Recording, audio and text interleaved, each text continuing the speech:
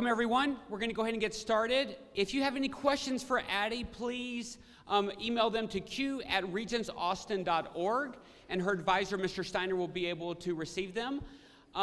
Please remember to silence your phones. If you have any devices on you, please make sure they are silenced. And reminder that this area is live streamed, so it can pick up anything that you say, so please keep that to a minimum. I would now like to welcome Addie to the thesis area. I really enjoyed getting to work with Addie this year through her thesis process. There was one time that she kind of hit a roadblock, and we sat there and worked for about an hour trying to figure out where she should go with this.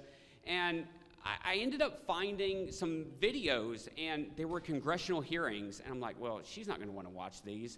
And I still emailed them to her, and I'm like, hey, maybe this will provide you some guidance. Little did I know, the next day she came and was like, Mr. Stewart, that was awesome. I'm like, what are you talking about? And she's like, I watched all 2 hours of those congressional hearings. I'm like, you watched congressional hearings? And she was like, yes, and now I know what I want to do my thesis on. So I was really impressed that she watched congressional hearings, and that helped give her direction for her thesis. So I would now like to welcome Addison Smith to the stage with her thesis titled Behind the Seams: Why the United States Needs to Improve the Uyghur Forced Labor Prevention Act as a Way of Countering Forced Labor in China. Welcome, Addie.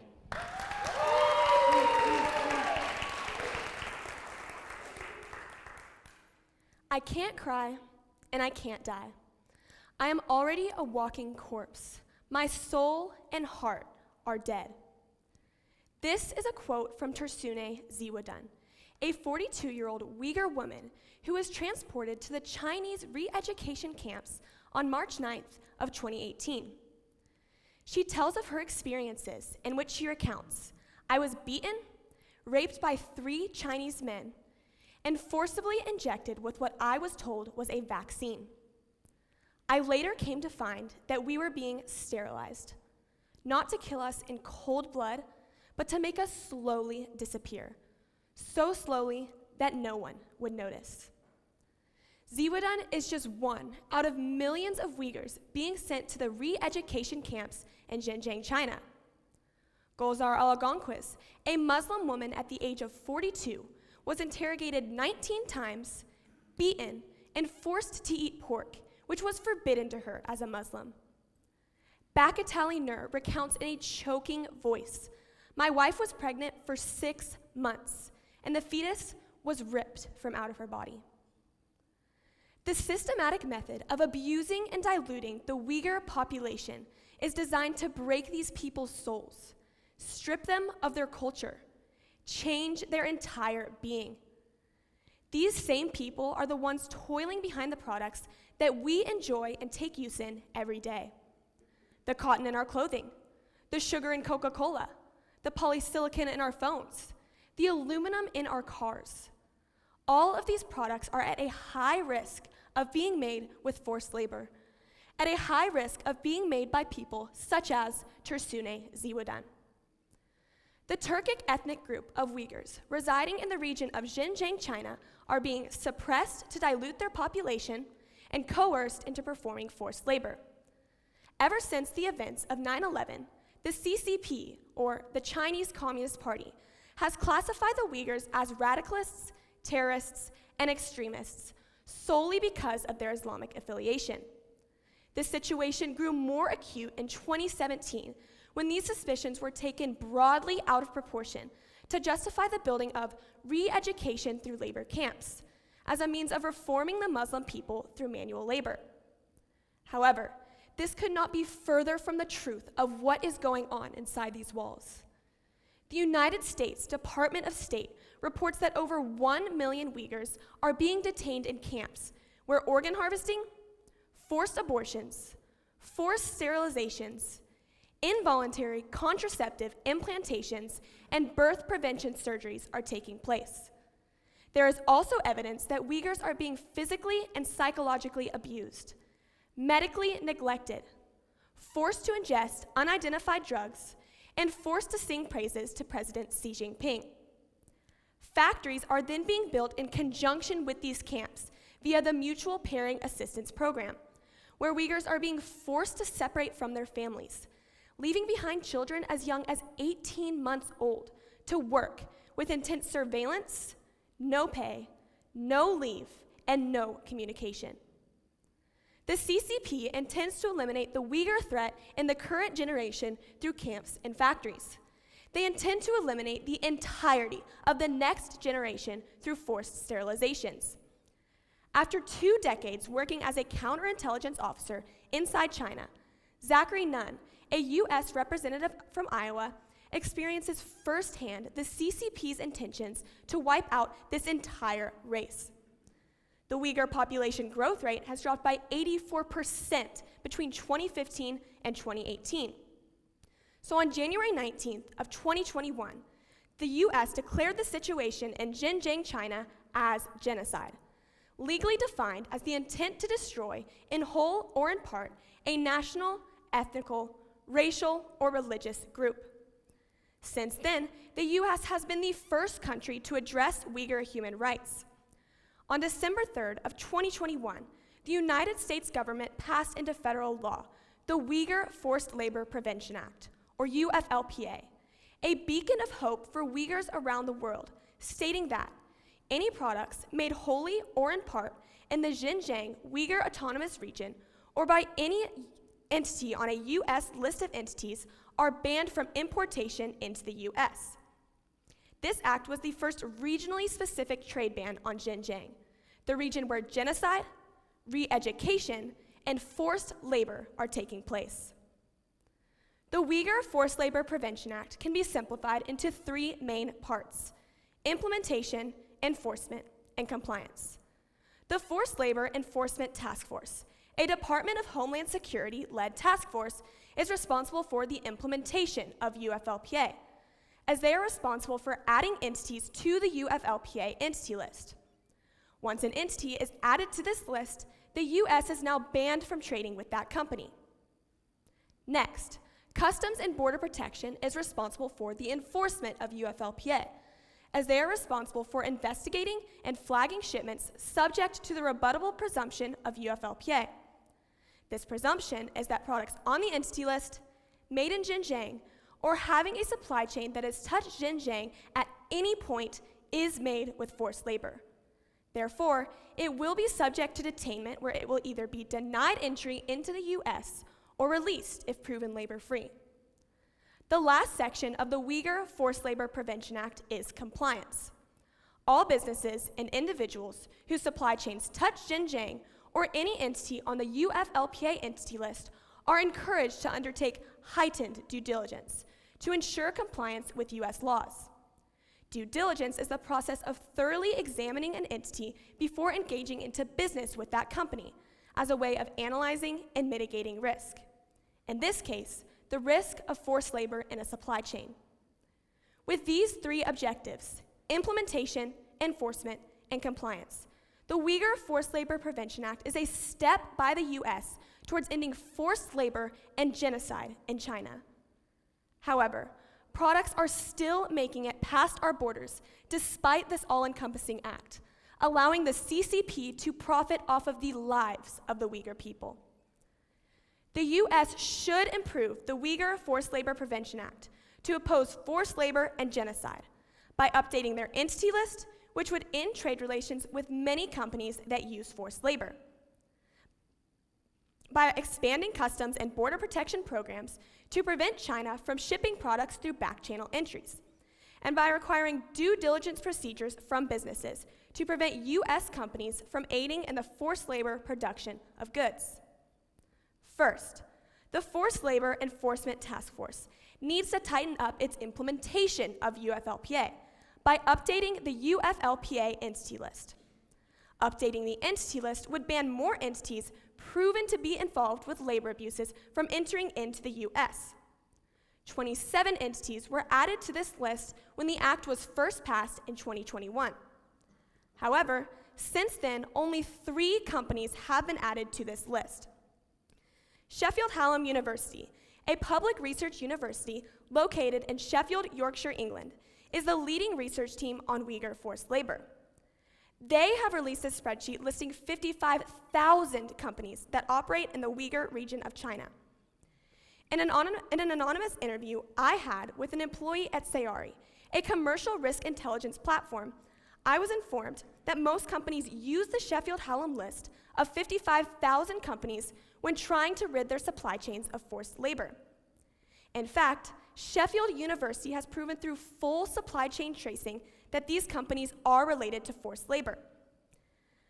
So, why, if this list contains 55,000 companies involved in forced labor, does our government list only contain 30? Out of 150 companies documented by Sheffield University for state-sponsored transfer of labor, only 4 were included on the UFLPA entity list. The US government needs to make the entity list a priority and make those lists as comprehensive as possible. The Forced Labor Enforcement Task Force needs to add the Sheffield-Hallam companies to the official entity list, as their addition would ban 1,800 times more companies from importing into the US. This would arguably be the most vital improvement to the Uyghur Forced Labor Prevention Act, as it would absolve the average American from being unwitting accomplices to the horrors of genocide.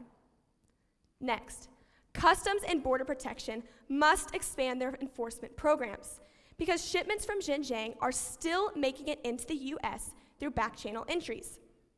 First, the use of third-party countries is a cause for concern for the back-channel entry of goods. In fact, only $80 million out of $1 billion in products detained by CBP actually came directly from China. The other $831 million came from third-party countries, such as Malaysia and Vietnam. However, CBP is now prioritizing illegally transshipped goods by subjecting any shipment even presumed to be made with forced labor to detainment. For example, if it has an unclear product origin, contains raw materials manufactured at any point in Xinjiang, or is imported by any entity related to the region, it is detained. So, the more serious issue with the back-channel entry of goods is the use of de minimis packages.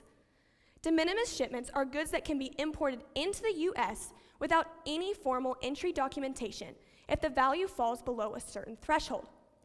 The current de minimis threshold for the United States is $800, which is one of the highest in the world. This loophole allows for Chinese importers to break apart large shipments into multiple de minimis packages, therefore avoiding formal entry procedures and subsequently UFLPA investigation. According to Forbes, the United States receives on average 3 million uninspected de minimis packages per day. This number is staggering. As well, Anasuya Siam, Human Rights and Trade Policy Director at the Human Trafficking Legal Center, notes that on November 20th of 2022, Bloomberg found Xinjiang cotton and apparel shipped by fast fashion giant Shein to US consumers based on the results of a laboratory test. E-commerce platforms are perhaps the widest spaces for the back-channel entry of goods, as the cheap products that they provide allow for these imports to fall below the de minimis threshold. CBP should respond to these loopholes by requiring entry documentation and supply chain data from all shippers. CBP should perform spot checks on packages that fall below this threshold and require formal entry procedures, which would include a commercial invoice that gives visibility into the origin of the product. If these products are then presumed to be made with forced labor, they will be subjected to UFLPA investigation, requiring that the importer prove the shipment does not have a nexus to Xinjiang in order to grant its release. If CBP is able to investigate de minimis packages, the number of forced labor products that make it into our country will surely decrease, and China will lose their ability to profit off of forced labor. Lastly, companies should ensure compliance with UFLPA by undertaking stronger due diligence procedures, by tracing their supply chains for connections to forced labor. Any company who fails to comply with UFLPA poses the risk of facing civil or criminal penalties. In an interview I had with Anish Clarence, senior manager at Compliance Excel, a compliance solutions team in Chicago, he disclosed to me that most companies lose business from consumers when found to be sourcing their products from a labor-tainted supply chain. So US companies that import high-risk goods or have supply chains that have touched Xinjiang at any step should perform heightened due diligence, as their lack thereof makes American companies and consumers complicit in human rights abuses. US companies must trace their supply chains from raw materials to finished product, which is possible through the use of DNA and isotopic testing. CBP has a sole source contract with Oratane, an isotopic testing company headquartered in New Zealand that traces the origin of cotton and textiles. If the supply chain proves to have a nexus to Xinjiang at any step, the entire import is tainted and will be detained by CBP. For other high-risk goods that are not so easy to trace using Oratane, such as tomatoes, aluminum, and polysilicon, the supply chain must be mapped out from origin to finished product, and the risk of forced labor assessed at every step. Companies have the ability to hire a risk assessment company, such as Sayari, the one that I interviewed, who will investigate an importer's supply chain, adding risk factors and risk flags to the places that may be at risk of forced labor. A lack of transparency into the origin of the product, untraceable transactions and suppliers, or any mention of terminology such as vocational training programs or mutual assistance programs should immediately be deemed as red flags, and this relationship possibly abandoned. As for the risk for exporters in America, any products that could be used for PRC surveillance, such as cameras, tracking technology, or biometric devices, should also be deemed as red flags. These will require thorough research of the end user before exporting. Therefore, more extensive due diligence procedures on the sending and receiving end of shipments will better prevent US companies from aiding in the forced labor production of goods. Some commonly held objections to the Uyghur Forced Labor Prevention Act are that improving the act will still not deliver on the promise outlined in its title, preventing forced labor. Xinjiang is a very large region, making up 1/6 of all of China. In fact, Xinjiang supplies the world with most of its cotton, polysilicon, and aluminum. Although America has decreased their number of Xinjiang imports, the global economy's lack of forced labor laws leaves Xinjiang relatively unscathed. For example, in instances such as the solar industry, Xinjiang simply bifurcates their supply chains, creating a Xinjiang-free line for the US while supplying Xinjiang-made goods to all other countries. So, out of 43% of Xinjiang polysilicon exported to the world, only 7 to 14% is actually exported to America, meaning that all other places are still tainted with forced labor. So it is argued that improving the Uyghur Forced Labor Prevention Act in America will not prevent forced labor from occurring in Xinjiang. Although this is true, this data does not suggest that we should stop improving UFLPA.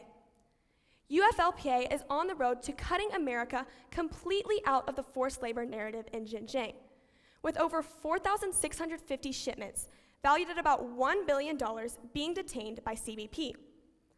It is true that America lacks the authority to spread this kind of jurisdiction over other countries, and current economic pressures do not amount to a policy change in China just yet.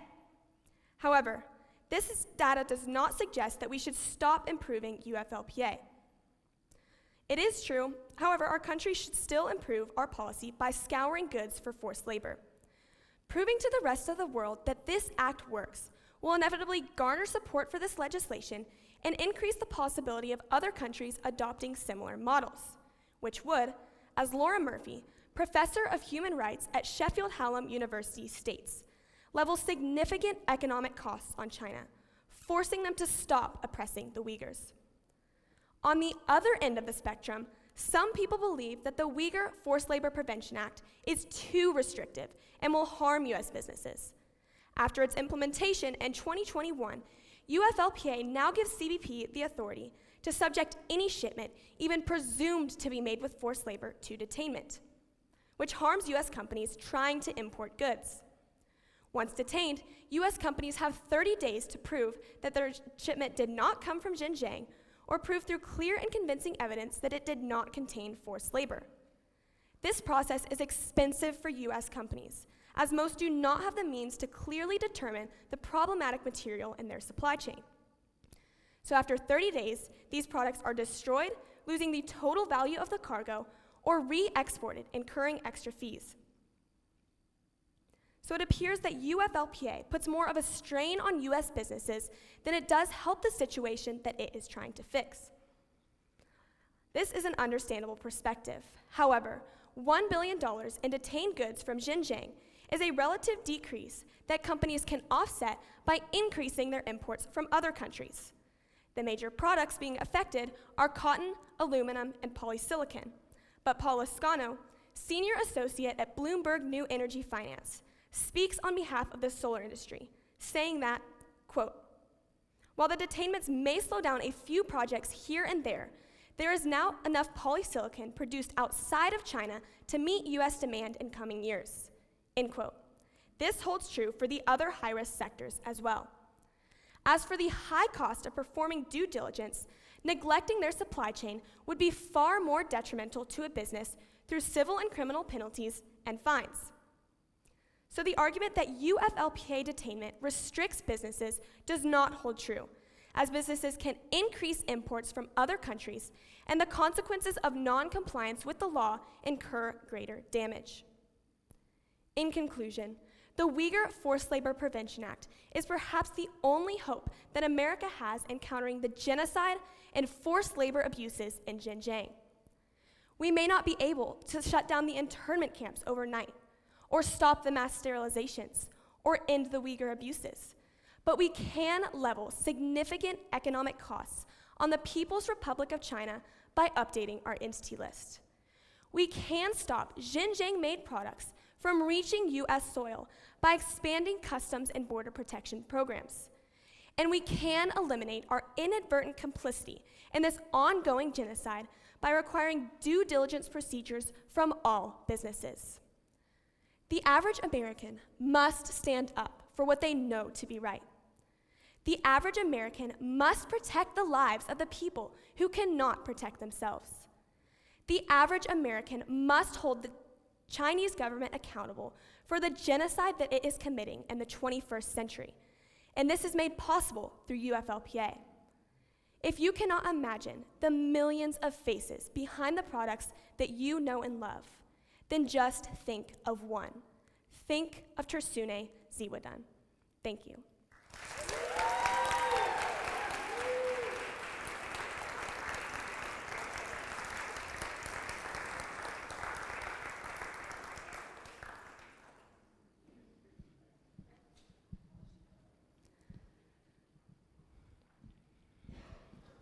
Addison, hi. I've been a skeptic of the U.S. Department of Homeland Security, Custom Border Control, as a primarily U.S. federal agencies to oversee the implementation, the compliance of UFLPA, especially when you mention that the lacking part of this particular legislation is to make sure that U.S. companies comply. Mm-hmm. So in my own humble opinion, have you thought about expanding other federal agencies such as U.S. Department of Commerce, the USTR office, and perhaps Department of Treasury when it comes to making sure that U.S. companies comply to this particular legislation moving forward? Yes, so in the Congressional Executive Commission on China, these departments are actually involved with this legislation, and they are helping CBP to do this. I do think that it would be beneficial if other departments also had enforcement programs, but I think as of now, this is a good start because this act was just passed in 2021. And I think as to do with the compliance section that you mentioned, companies are complying with this, or larger corporations will comply with the law because the consequences if their products get detained will be greater than the high price of performing due diligence and complying with this law. So I do think that what CBP is doing with the detainments is beneficial for now as a start, because companies are going to want to look into their supply chains because they won't want it to be detained because of the extra fees of detainment it costs and also the brand reputation it could cost them. Yeah, I just want to say thanks so much for introducing this to this topic and making us think about parts of the world, things that we interact with on a regular basis, and not only where they come from, but how they're made, and having and caring about that. So thank you for that. We've all got our eyes open to something new here. Thinking about the Uyghur people in that area, did your research come up with when that ill will or desire to get rid of the Uyghurs come up? What did that look like? Yes, so the Uyghurs have actually lived in this region of China for thousands of years. They came to this area between the 9th and 13th century, and so they've been in this region for so long. And China actually just took control of this region in 1955, and this is when they started subjecting these people to this discrimination. And they, after the events of 9/11 and just built up hatred towards this people because of their terrorist activities they believe that they have after 9/11, they kind of started discriminating against these people, and they started pushing the Han Chinese majority to move into this region to dilute the number of people there, as well as they have further diluted the population with, the population growth rate has actually dropped by 84% after 2017. And the goal of this is to ultimately, first with the re-education camps, it's to get rid of their culture, to assimilate them into this Han Chinese majority. And then the suppressions of the births is to ultimately make this group of people so small that it's easier to assimilate them in this majority culture. And I think that this almost can be comparable to what Hitler did when he invaded Poland. When he invaded Poland, he wanted this extra space as living space or Lebensraum for his master race. And I think that this can be comparable to this situation because President Xi Jinping wants this region to expand his economic prosperity and have more living space for his master race, the Han Chinese, as well. And he doesn't see this future with the Uyghurs in it. Excellent job, Addie. I wanted to know if you could spend some more time explaining isotopic testing. It seems very involved, probably expensive, I would think time-consuming. So I'd love to hear you explain it a little bit more and then say, do you think there's a better way to go about it, or is that sort of the number one way to go about it? Yes, so isotopic testing is actually only used on cotton products. So CBP, if they believe that this cotton product could have originated from that region, but it's unclear because they're trying to hide it, then they have this partnership with Oratane, which is an isotopic testing company where they can send these products that they are suspicious about to this place. And it is expensive. We've paid Oratane, I think, $1.3 billion. Yeah, 1.3 million, sorry, not billion. $1.3 million to check after these goods, but it is such an extensive process and so good to see where it's coming from. The way it works is that the isotopic makeup of the cotton actually has the same fingerprint as the region that it came from. So they are looking into this cotton, and it's so pinpoint accurate that they can actually see if the cotton grew on like one side of a river versus the other side of a river. So it's very accurate, so I believe that this relationship we have with Oratane is very beneficial. Thank you so much for bringing up this topic to us, and it sounds like you've really thought through some tangible ways in which the United States can be on top of this. You mentioned e-commerce as one of the ways that makes this really hard for us and opens up this to our markets. And I wondered if you could drill down on a specific company such as Amazon and how that supply chain has opened up a market for products that's developed with developed with slave labor. So Amazon was actually included on a list published by the Australian Strategic Policy Institute as having connections to this region. However, they were among the group of companies that actually replied to this institute saying that they have taken further due diligence procedures and are not buying from this region.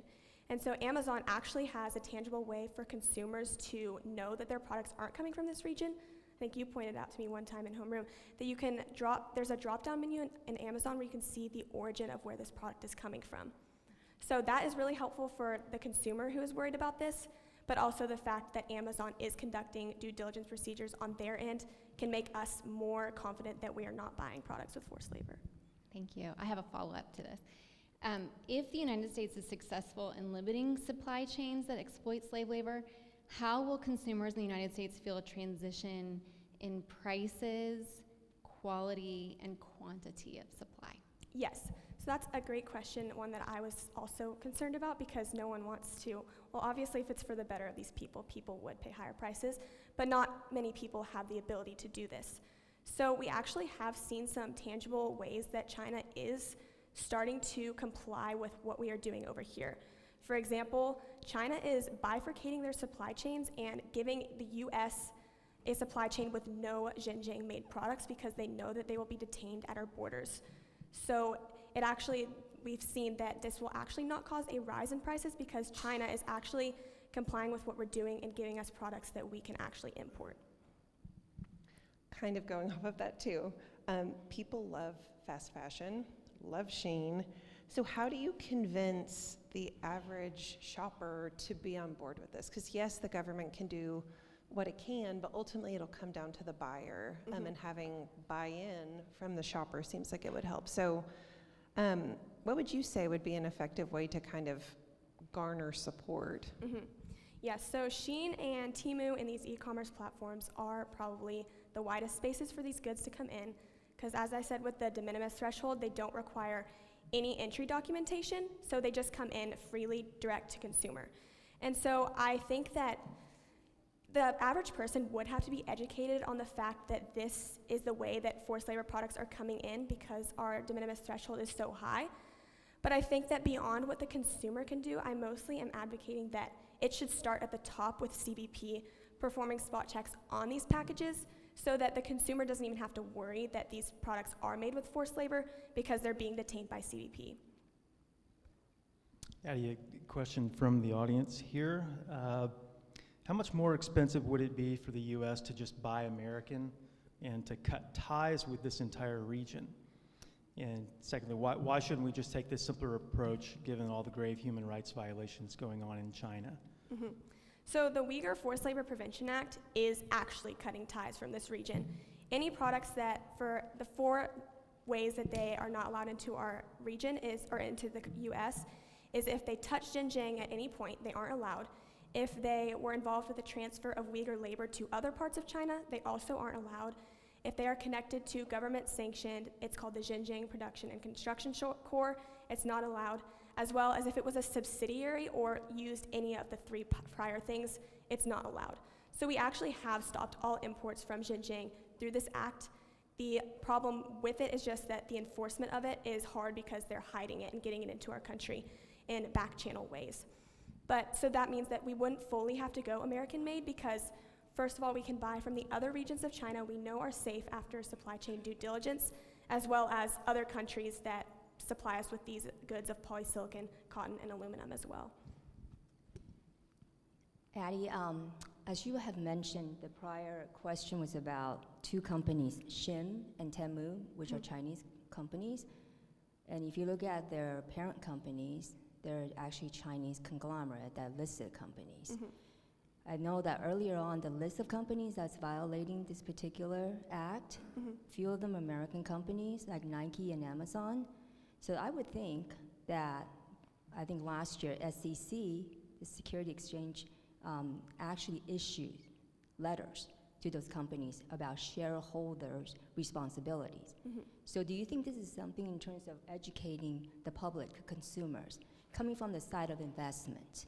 If a companies are violating this particular act, perhaps through the SEC and other channels that we could be aware of it and stop purchasing these shares, or even investment companies, investing in US companies that's violating the act. Yes, so when these products are detained, these companies are actually protected by the Trade Secret Act.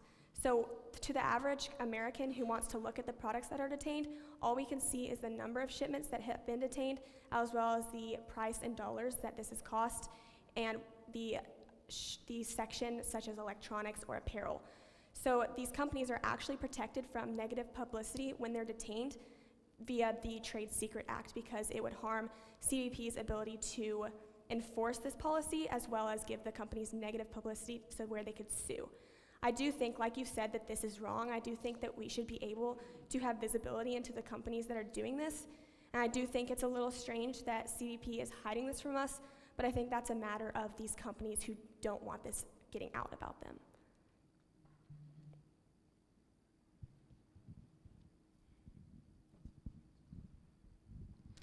Well, thinking maybe just practically here for those of us who are involved in companies and making decisions about these things, what would you say are some tangible ways that a company can take when they're performing all their due diligence? Mm-hmm. Yes, so I got to get on a video call with a employee at Sayari, this risk intelligence platform.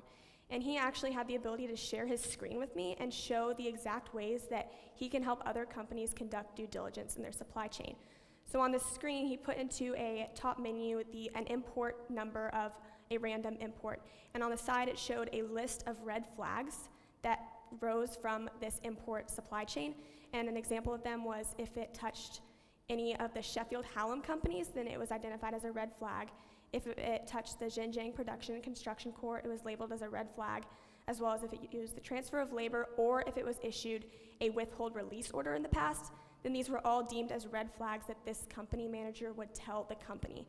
And so I think this is a very tangible way that companies, larger corporations who have the money and don't want their products to be detained, to hire a company such as Sayari who can let them know the risk flags that are in their supply chain.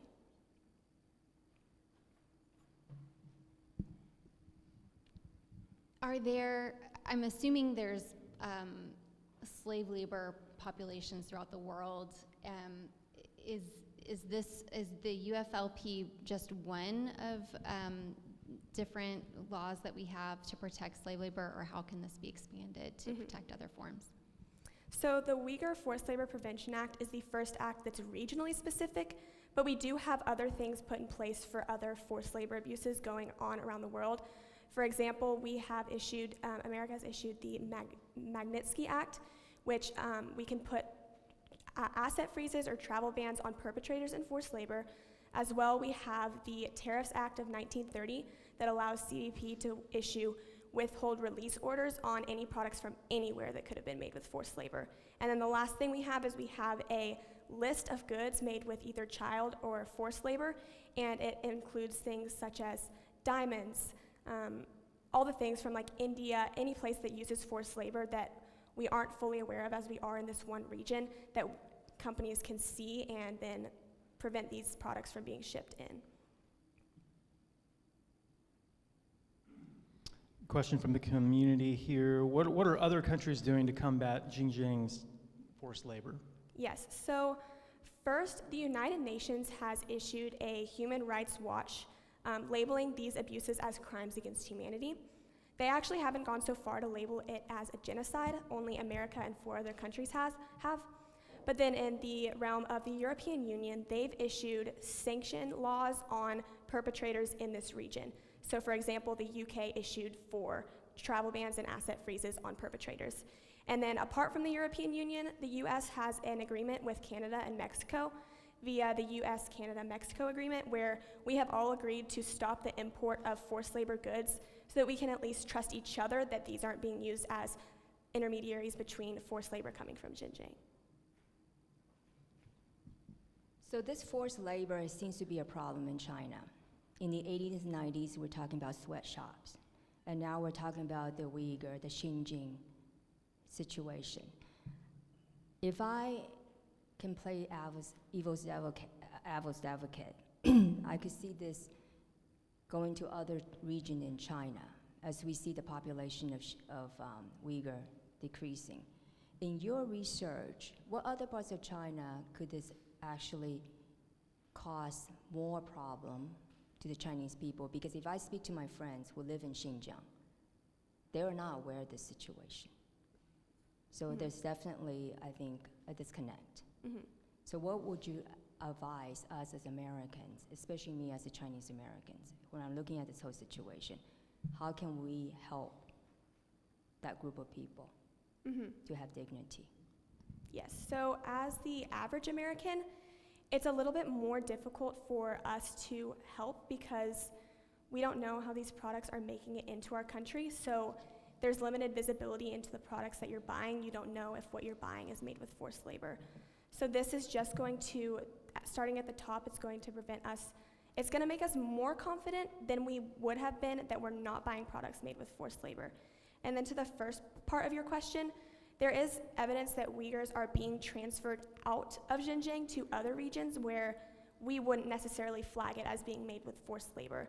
And so this is also a problem, but we have ways that we can look at this. For example, in my interview with this man at Sayari, he let me know that corporate registry data is very helpful when trying to see if the labor has been transferred outside of China and then sent to us. For example, corporate registry data allows you to see the address of the entity as well as the different transactions between the tiers, so you can see if it touched one of these places before coming to America. So that's how we're combating it being transferred outside of America. Thank you, Addie. Thank you so much. Thank you.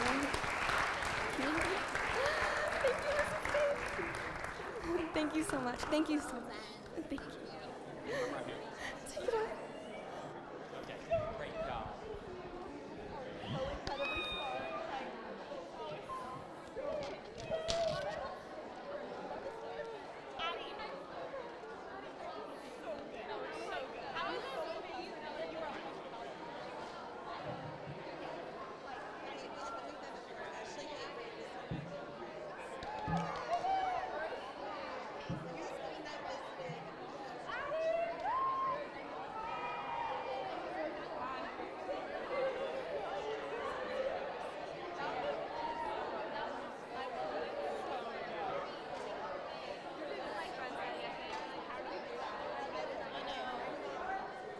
I got nervous.